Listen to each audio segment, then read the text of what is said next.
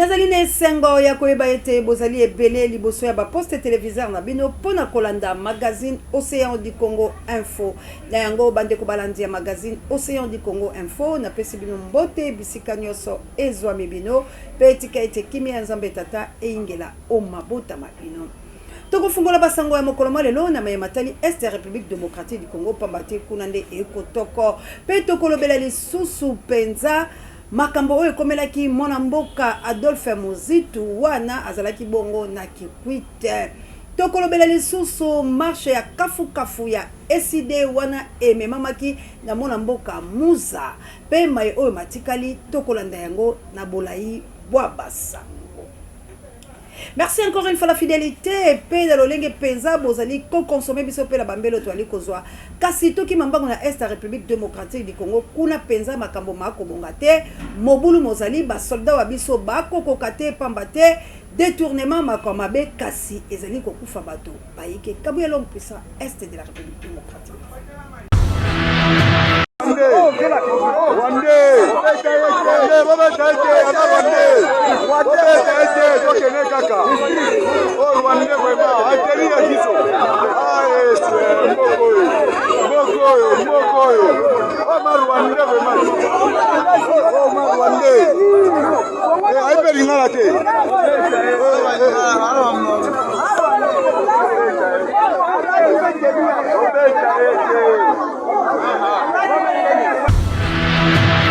Wana tolongola Est République démocratique du Congo kabuya mema biso na kikwite epai wapi mwana mboka Adolphe Muzitu amoya mbamaki ebongo tofu. Epesi pasi pe mawa na République démocratique du Congo wana mwana mboka Adolphe Muzitu boba kiselaka ye l'homme de titrisation ye wana akendaki bongo na kikwite précisément na Kwilu esika wapi esengelaki yepe azwa ya ye carte na ye lokola citoyen nyonso congolais kasi ebongisamaki na yepe apesa mwa mitinge pambate bino banso boyebi ete na mikolo mileki mwana mboka azalaki bobele kokende na Kikwita tope na province ya Bandundu pona kotala likambo litali conflit teke yaka mwana mboka kendaki bongo na Kwamuta atambola ki bongo bisika biyike pona kosangana pe kotalisa bolingo boye ya koyoka pasi na bayike bakufa ki bilo banso boyebi likambo conflit teke yaka kasi yala ki pongite na bokei boye akendaki pe poete azwa ya yepe carte pe atala lisusu bandeko na ye koyeba boni boyo natikaki bino situation mozali ndenge nini kasi bino moko botala moto na kombo Ibalanki ye wana atelemaki pona kosangisa ba FARDC pe la police ko empêcher Congolais, mwana ya mboka, azali bongo Congolais de père et de mère, azali na ye étranger te, bino bonso, boyebi, Fumu Muzitu les visionnaires. Wana to zali kaka pensa na mwana mboka Adolphe Muzitu, kabuya pesa biso video lolenge kani atambola kipe, pona kotala conflit teke ya kape kotala bato mosusu na makambo ezali koleka bongo na mboka na ye. Ye wana bino moko boko mona lolenge nini akokota bisiku ezangi nzela menami tuka ezali kosala mpanye kokangama na ba risque nyonso pona koluka kaka ete bato bazwa kimia kasi ya kamwa Ibalanki ye wana telemi pona koluka kosala trouble kobebisa oyo Congolais ayeyi po a mobiliser bande konaye ba Congolais nini ezali kokoma na République démocratique du Congo bino moko bomoni lolenge wapi la police ekiti et empêcher population oyo bayaki massivement pona koyamba fumu pa bo bakiselaka ye l'homme de titrisation de terre oyo azali kolinga ete mboka etambola na lolenge esengeli kasi meeting misalamaki te pona l'état moyini l'état assassin kasi population atali a éveillé aye komona ete Ibalanki ye wana azalaki bongo en tête pour la makambo mais bayebisi ende kokebo kozwa sanction na mikolo mezali ko ya pamba te oyo Congolais akosala moto akopekisa ya zalite kasi tomi tuniti na 21e siècle Congolais na mboka na ye moko akomi mopaya boende koleka kasi peuple atikaki te pe bana ya nouvelle là bazwaki lisusu nkanda ya molimo bamati bino moko botala kaka population ndenge nini ezali bongo komoyemba papa yenza lesili le visionnaire mokolo mabele mwana mboka Adolphe Muzitu bobakiselaka ye mfumu mpa le visionnaire ye wana azali koya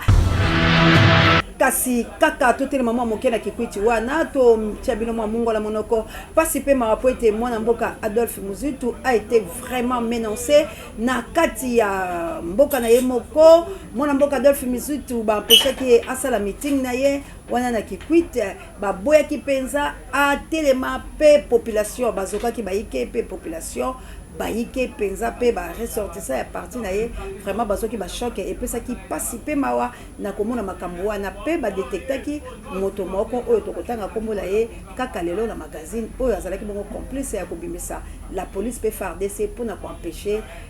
mwana mboka Adolphe Muzitu bo bakiselaka ye l'homme de titrisation fumu par les visionnaires ya République démocratique du Congo ba peshaki asala meeting na ye to mekana kosola est-ce que mwana mboka Adolphe Muzitu azali étranger na mboka na ye moko yango tozali kosenga na bato nyonso ete esengeli totia na maboko po ete tobonde tumba mpona kolongola makambo oyo na République démocratique du Congo wala tolongwe bongo na makambo etali nouvel élan na mokambi yango mwana mboka Adolphe Muzitu bobakiselaka ye le visionnaire l'homme de titrisation de terre wala tokomi bongo na SID ezalaki opesi mbwambwa boye moko na lomingo mwana mboka maître Clément Muza akumbaki machine pour la koloba ete to boyi este ya mboka la biso ekende kabo ya l'homme puissant azalaki wana équipe mbaya Océan du Congo reportage ekei ezongi likamba mabele sango ema likamba mabele wana pe eside na ngambo la bango balalaki pongi te mwana mboka maître na biso bandeko na ngai atelemi Muza alobi ngai na population ya changu tokolala te tolokota makama muze poete mikolo oyo mileki na bamvulo kuna bana changu basalaki makama na bango babetaki ba Rwandais boni to chike na ba Rwandais sika zwa bango mobange na marche ndeka bozomona wana ba Rwandais nzamba pimela bomengo ba boza koyoka ekeye zongi nzembo likolo ya nzembo wana STT na kacha capital bala changu batelemi pena mokambi ya bango Maître Muza ye wana liboso alobi papa zalaka nde boye soki papa telemi bana pe batelemi e tuluku ya bato bauti pe bipai na bipai bino bobungaka te soki loyembo ezobeta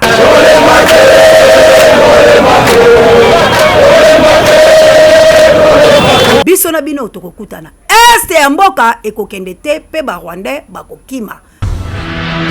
mwana mboka basukaki kaka bongo te na kotambola pe kotombola mongongo kasi toyoka nini mwana mboka Clément Muza alobaki na micro ya Océan du Congo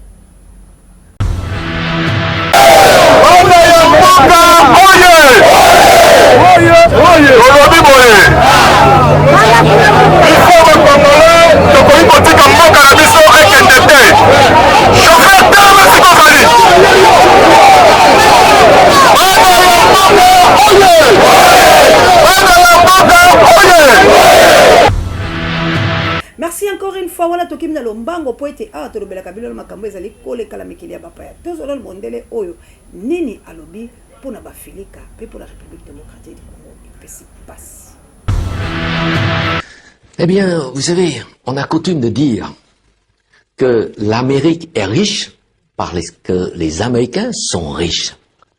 Mais on a aussi coutume de dire que l'Afrique est riche, mais que les Africains sont pauvres et même très pauvres. Alors, pourquoi une telle contradiction concernant l'Afrique? Mais tout simplement parce que l'Afrique a une économie du XVIIIe siècle et que les Africains continuent encore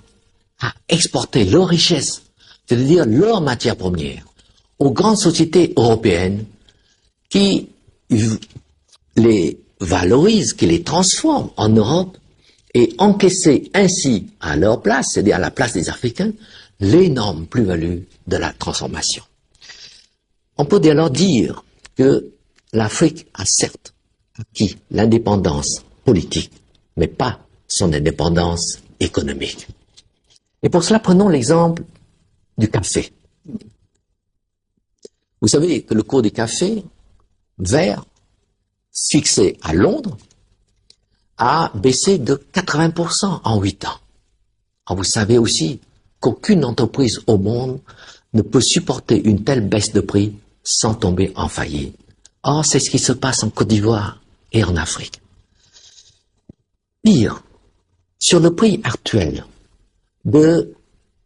370 francs CAF par kilo, CAF ça veut dire coût, assurance et frais, il faut encore enlever les frais des intermédiaires et de transport maritime. Il ne reste donc que 200 francs à peine par kilo à l'Afrique. Et ce même café africain, transformé ensuite par les grandes sociétés en Europe, en café soluble, se vend ensuite à plus de 20 000 francs le kilo à travers le monde. Voilà la contradiction. Et je dirais même l'injustice, elle est là. 200 francs pour l'Afrique qui produit le café et 20 000 francs pour l'Europe qui se contente de transformer. Tomekanon ko analyser likambo litali République démocratique du Congo pour être na magazine Océan du Congo Info to sala kapé mo analyse pour la kotombola population bande kolanga la banzola boyoki message wala malamu kasi nini ezali koleka bongo epa ba Congo mali pour être baye bateko bundela ekolo wa bango ndeko na ngai soki to bundeli ekolo wa biso te tikino lelo to kozala kaka bato la pasi pour être Kagame azali bongo komo telema alobi bongo le 8 juin 2019, bisika tata mokonzi mwa ekolo Félix Antoine Tshilombo akendaka bongo na Kigali bakutalaka na yeza ine ngongolo ya mikanda oyo Kagame apesaki pe na lolengo bango bayokalaki na makambo ba bango kasi boni makambo na ezali bongo komosala mate kasi tozali komotambola na makambo oyo eleki ebele pe ezoleka biso mutu kasi nga na banzi ete ba population congolaise soki bango mo batelemi kozala malamu tozwa président de la République na Dakar nini alobaki. Nous avons réussi à impliquer le manioc dans la fabrication du pain à hauteur de 10%. Cela nous a permis de faire des économies sur l'importation de blé, d'économies de l'ordre de 10 à 20 millions de dollars. Message oyo epesi pasi pe ma population po ete tikino lelo peuple azali komituna est-ce que manioc yango tolei to tolei te est-ce que makambo ezali malamu to ezali malamu te yango tozali kotombola la population congolaise pour na kolobala bango ete esengeli bo se prendre en charge maloba ya Mzee Laurent Désiré Kabila parce que tozali na 21e siècle esika oyo esengeli kongomani nyonso abunde tumba na ye kongomani nyonso atelema tozali bongo kokende na mayematali maponami ezali pasi pe ma tomeka kozwa ndeko congolais oyo azalaki pe na la fille intelligente nini alobaki pour la makambo etali 100 000 dollars oyo boxer oyo azwaki yango na nzela oyo elongo banete pe mwa maloba moke alobaki pour la Congo kabu ya l'homme puissant à vous la tête Dachou mais tout le gouvernement a pensé la boxer au passage au Kumu il y a RD Congo tandis que alobi quelque part allié biso bongo allié 100 000 dollars. Entre-temps, stade de martyr, ils ont un siège, oh, ils ont vide, ils ont somba, toilette, makambo ebele, mais Martin, il a vu 100 000 dollars combattre et le côté. Donc, à travers cette émission, nous allons mon côté, nous allons mon amboka die kuzengana, ou allons analyste politique, nous allons tokosolola, après ça makanisinae, le dengue, mboka, et ça kotambola par rapport à l'actualité au autolobie. Bonjour, bienvenue mon amboka, Die Kuzengana. Bonjour Madame Dorian, bonjour Penaba Congolais, surtout bazui occasion à Kolanda biso nangonga oyo, bao bazana bunaga na rupture, la kishishi, bango nyoto pesi bango mbote, en tout cas, ba s'abonner massivement na chaîne Viso Océan du Congo. En tout cas, c'est nganyos de vomeza nga kozonga susu invitation au pesinga na mukula lelo. Bonne santé. En tout cas, santé vraiment ça pas du tout bien, mais pour na souci à nation. Il y a un moment que tu salis sacrifice au ici vraiment. Merci beaucoup mon amboka to kelena nous na matali Martin Bokolo azali boxeur na biso to moni était alelaki fallait azonga na mikili ya poto asenga ki billet parce que azalaki na combat et alobaki kutu akoki ko changer nationalité mais to moni ba gouvernement ba oki mawa ba pesi mon amboka 100 000 dollars tandis que combat ezalité et population eza kolela to moni pasa ki intervention alobi ko balanga boye pona nini population ezo senga na mwana mboka azongisa 100 000 dollars ya l'état congolais o ezali pe ya bayi congolais mwana mboka tuka 100 000 boye mwana mboka réaction eza nini par rapport ya ndeko Martin Bokole. Madame Dorian omoni Congo en soi ezo mérité surtout ba bengango république babenga ngo république ya ba détournement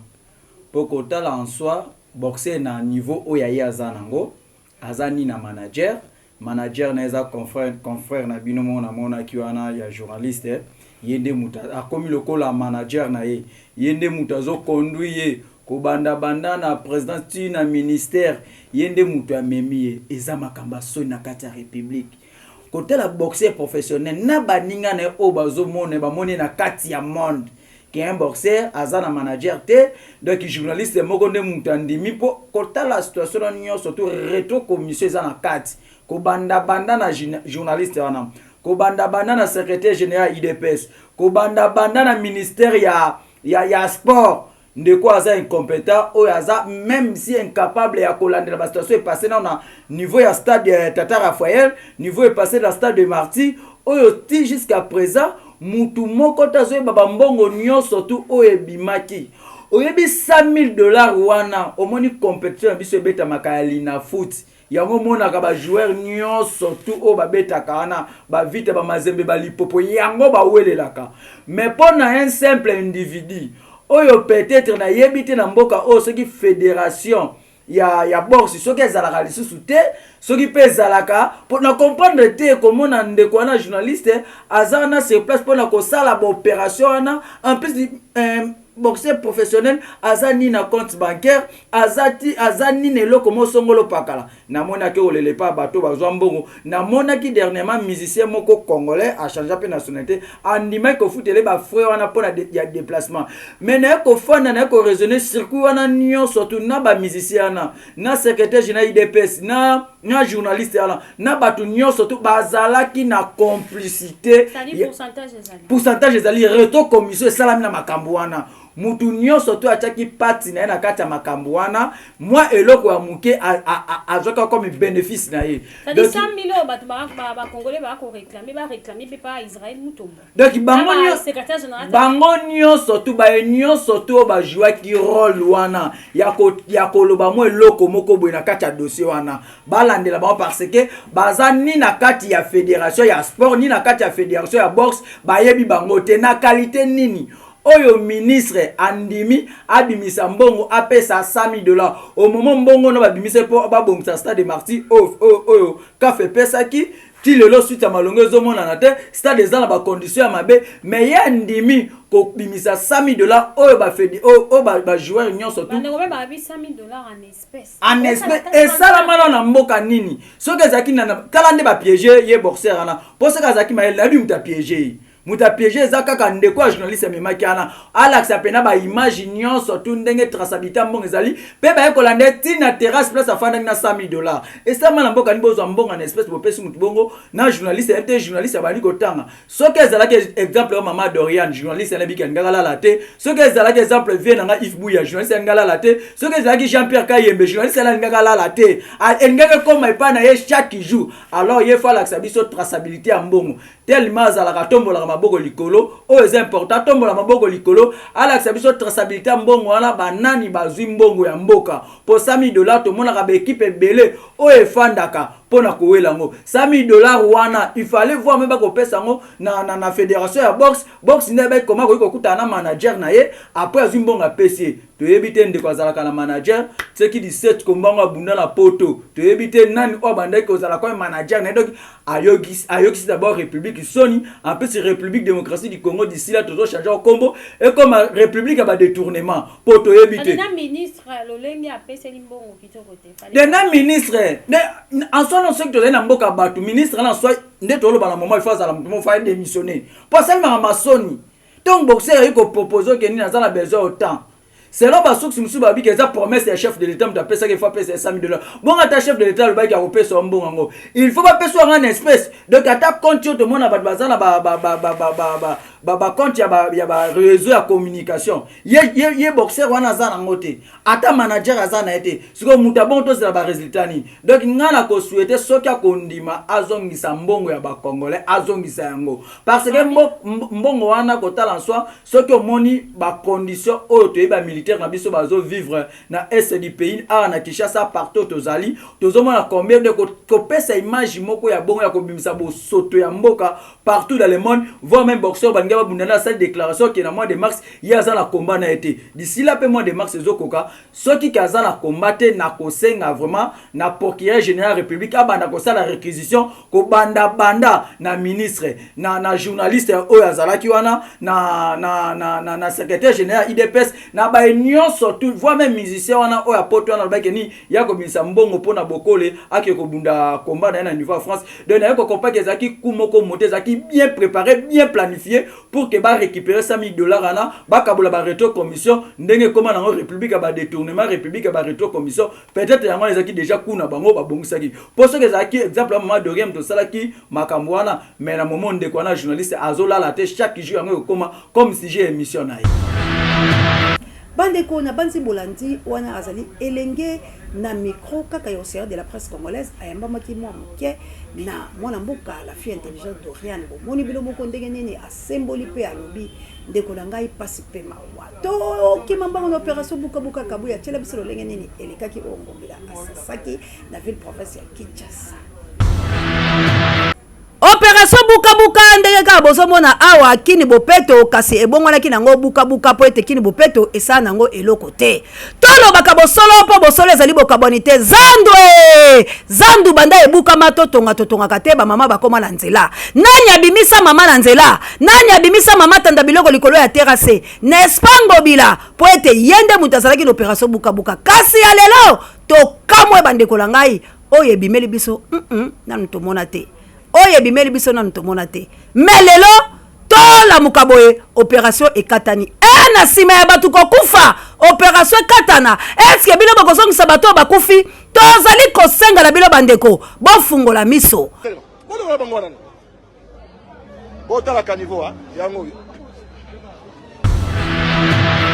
bandeko na ngai bino moko bolandi opération buka kasi population alelaki alobi zando banda babuka yango batonga te nini ekoleka kasi ya pasi pe mawa tomoni opération yango ekatani nango Congo elukaka nini pamba te bomi bato kasi ba oyo batikali botiki pona nini tolingi kote ya mwa moke bakambe ye kolo Congo tango mosusu bamiyebaka te ke bango bazali wana pour la population tango mosusu bango bamiyebaka te esengeli ete moto nyonso oyo ozali mokambi ondimama na peuple na yo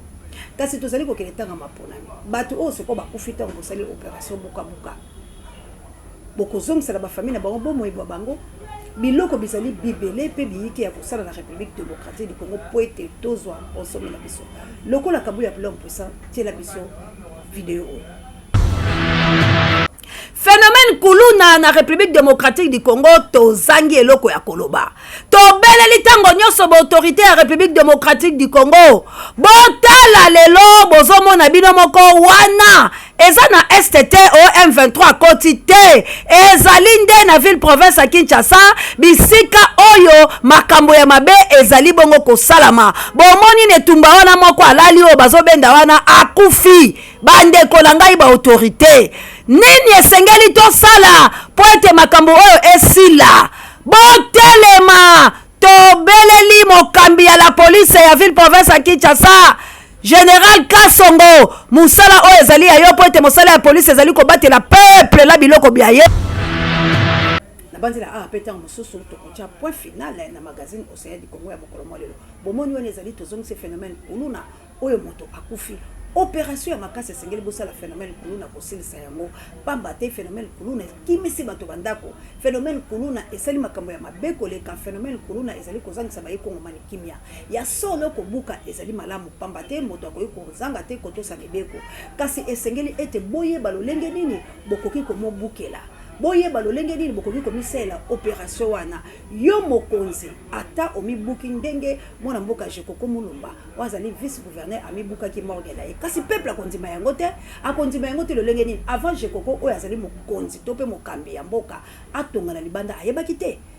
ke mobeko ezali seke soki mobeko esengeli kokanga fale kokanga Jekoko pamba te azali moto na kati ya mibeko ye esengeli alakisa ndakisa mpona nini akendaki kotonga na nzela pe na nsima amibukela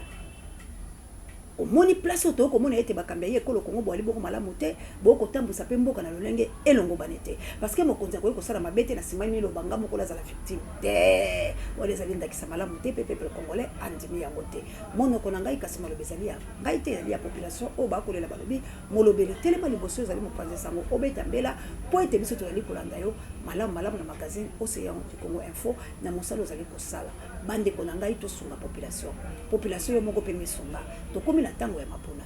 kasi banani bakopona bino tango bilo bokonyoko pepe lelo na sima ya kobuka bato bayike na sima ya kobebisa biloko na bango na sima ya kosala bango mabe opération wana bolobi bokati yango est-ce que ezali malamu ekatani pona nini obila ya nola population po ete botiki yali na bisika biyike oyo bilo bokati te yali na bisika biyike oyo bilo bobuki te yali na bisika bozaki na ba contre rendre na bato wana nde yango bilo bobukaki bango bokati kasi tobeli pe la IGF à faire 100,000 oyo ezali kondongwama oyo bayi population bakosenga mbongo na bango ezonga oyo lelo mwana mboka wana abali kofinga bapanzi sango kasi tolingi toyeba nini ekoleka na République démocratique du Congo nini ekoleka ya solo pona moto abimisa mbongo mituluku bino moko bokata ete moto akoyi kotambola la $10,000 na maboko te kasi boni ebele ya 100,000 moto azwi yango bobele na maboko boye c'est que bongo yali ebele na ibakambe ye ekolo Congo oyo ezali kotambola pe peuple yali kokufa po ete lotiliki ya malonga ezali te mai ya malonga ezali te banzela ezali te misala ezali ya kosala biyike na nsima nango mpe tobuka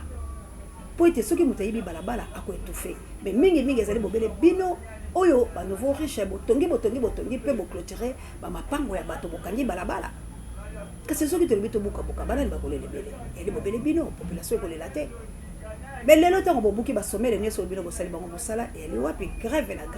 na République démocratique du Congo biso tokobeta kaka mbela mpe kotalisala bilo ete esengeli tosala mosala lolenge elongo bani yambo ya kobuka bobongisela bato bisika bazali bengisa moto talisa ye mabe na ye nde mbala ya nsima ntango yo kolekana akokumisa o leta kasi oyo bosali ezali mpe ya malamu te mpe na nsima ya bato kokufa bayike bino sikoyo bokati opération oyo bakufi leta bokokunda bango bokopesa bango mbongo bokunda bibembe boni bozongisa bambongo boni mpe babomoyeba bato boni oyo bino bozongisa toli ezali boyoka kasi bombinanse biso te po ete biso tozali wana mpona koéveille conscience mpe kotalisaka na bino makambo oyo peuple akoloba mpo bino bokomaka na fin fond te bisika oyo biso tokomaka na banzi na awa nde totie point final na magazine Océan du Congo ya mokolo mwa lelo kasi bato bakangi imour bokozwa yango na mikolo ezali koya po ete kambu ya l'homme puissant alobi tango ezali tango ngonga ezali bongo ngonga merci na bino nyonso ba oyo penza bovandiki liboso ya betando ya bino mpona kolanda magazine na bino Océan du Congo Info oyo epesaka bino basango oyo elobelaka bino bobele bosolo soki bosepelaki lolenge nga Océan de la presse congolaise nazalaki bongo liboso na bino mpona kopesa bino basango mpe lolenge na bimi mwa mote bopesa bongo merci na équipe technique ya Océan du Congo oyo ezalaki au forum moulin mpona kopesa bino basango ya awa mpe ya libanda bopesa bongo batondo na kabu ya l'homme puissant oyo azalaki bongo la nsima ya kamera mpe bobakiselaka ye mosakoli matondo komela mwana mboka Gloire Ngoma oyo azalaki bongo na montage pe merci na Pape Joy directeur recherche stratégique prompt rétablissement na ye pe pare abemiso babiso sango mokonzi sango ya mawa penza likomeli biso na lombango kabu ya topesa sango ya mawa likomeli biso Trésor Bayende auti bongo komobungisa bana na ye bamapasa oyo mwasi na ye autaki bongo komobota na mikolo mibale mileki kasi tika ete sango ya mawala likomisela famille na ye Bayende pe famille Lompinga pe bandeko banso bayebani oyo bayebi ye mwana mboka la kombo ya Trésor Bayende na Pati Bayende bauti bongo kobungisa bana bawo ya bamapasa oyo bauti ekobota la mikolo misali mileki bana wana batiki biso pe bokunda mbosala mibongo na mokolo mwalelo tika sango ya mawa oli komela bino bobenga bango ba oyo bakoyoka merci encore une fois na Dorian et la fille intelligente pe merci na coordination ya Océan de la presse congolaise pe la bilo banso oyo bolandaka biso na mosika pe la pembeni bo continuer kolanda biso mais soki bo sepeli po la yebiki bo ene sengo ya ko sepela bolobi mamosi ya ko katate bo ganga makasi bisika biso ezwa mibino Océan du Congo ebale eboya mbindo bongo te bo